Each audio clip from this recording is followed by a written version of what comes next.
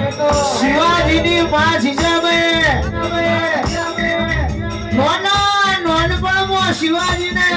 ઘોડીએ હાલા હેકતો મરદ વાળા હાલરે અભરાય હોય સાહેબ એના દીકરા મરદ પેલા થાય આથી અત્યારના જમાના